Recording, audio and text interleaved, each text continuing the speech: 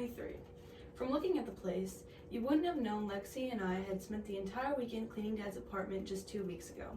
A pizza box sat on the kitchen table, 3 bags of garbage needed to be taken to the dumpster, and some dishes in the sink needed to be washed. Really, Dad? I said.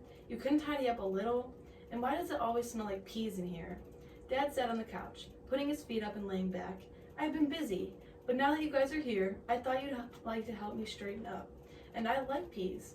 No time to help, Dad, said Lexi. I need to make signs.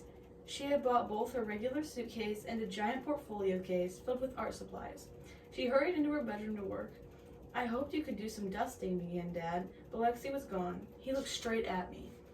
Sorry, I've got a dog walking appointment in 20 minutes, I explained, dragging my suitcase to my room.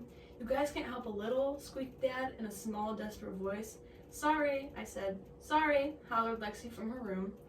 I could still change my mind, yelled Dad. Maybe I don't think a pet is a good idea. Too late, Pops, I replied. That ship has sailed. Dad stood in the hallway outside our rooms.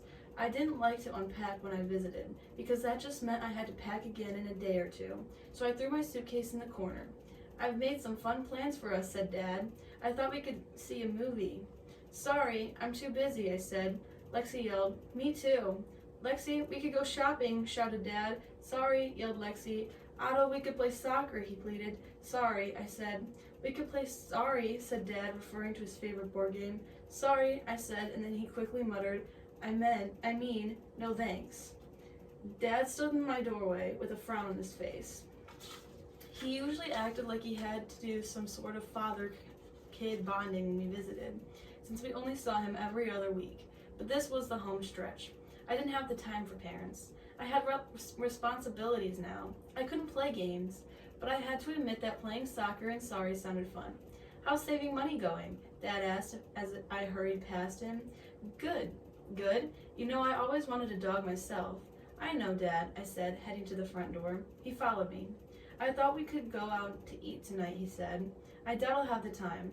Maybe we could just order in a pizza. I looked at his kitchen table and the pizza box sitting on top of it. If you're not sick of pizza, that is. You know, I really need help cleaning out the storage closet downstairs, said Dad. Really? I started to answer, but Lexi appeared in the hallway before I responded. I'll do it. How much does it pay? Doesn't pay anything. I just need help, explained Dad. Oh, then no thanks, said Lexi, disappearing back in her room.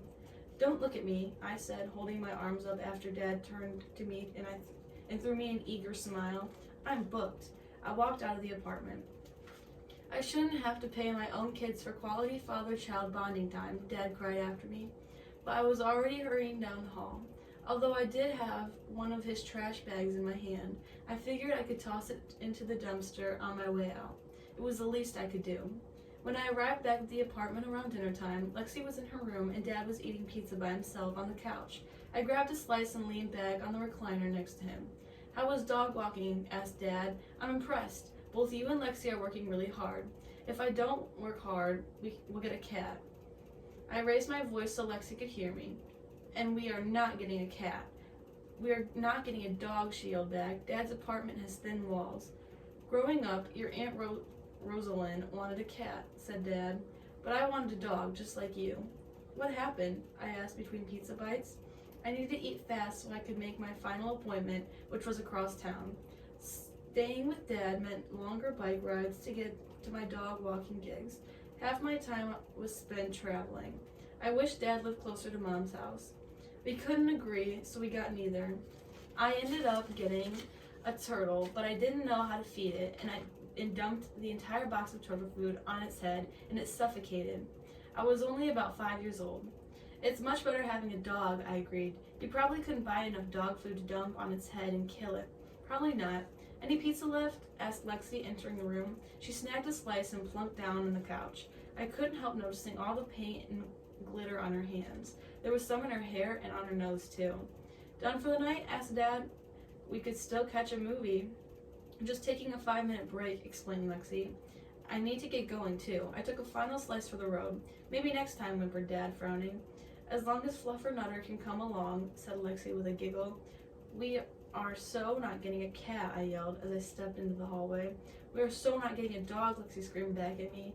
"You'll see," I yelled, slamming the door. "This is war, you know." But with the door closed, I'm not sure if she even heard that last part. The next day, Dad didn't seem too disappointed we were leaving, although he had his game of sorry sitting on the counter when we woke up.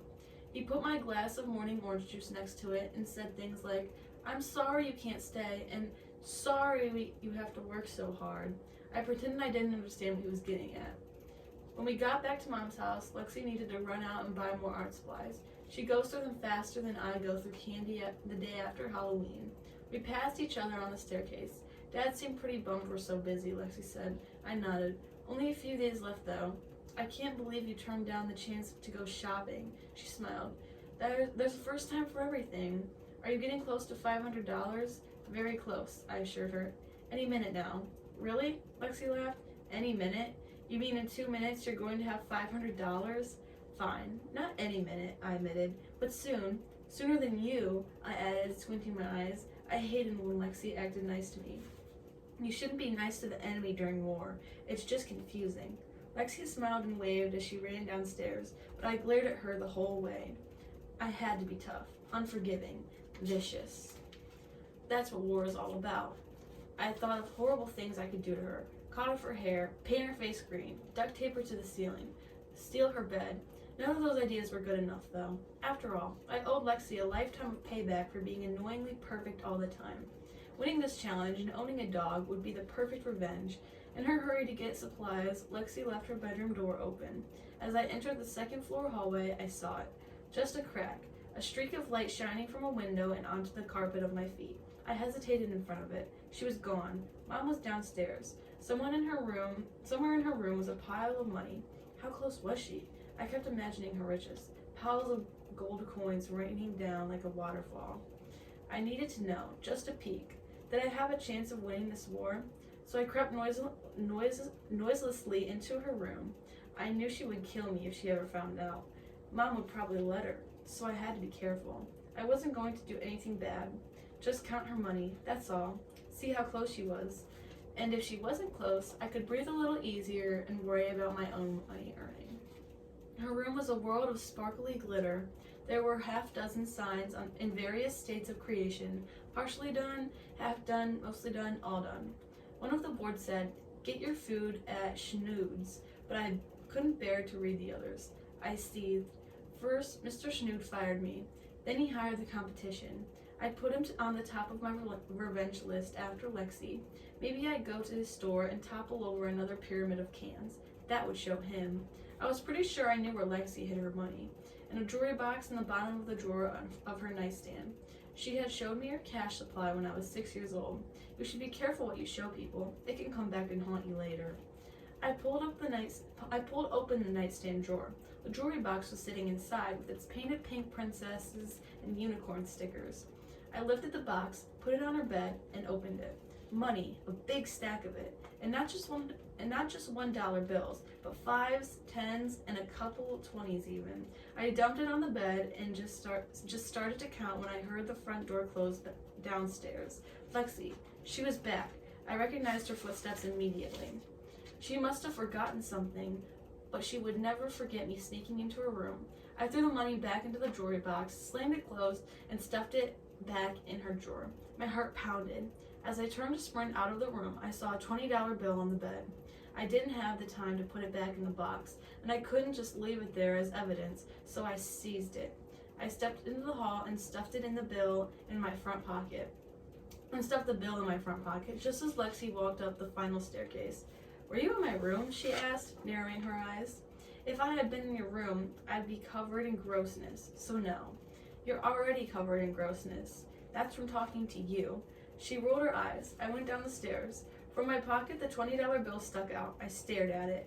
I could use the money. I needed every dollar I could get my hands on. This wasn't stealing, either. Not really. Lexi owed me for making my life miserable. She should pay me hundreds of dollars, and not just a small 20. A lifetime of misery was worth lots more than this. So why did I feel so guilty putting it in my shoebox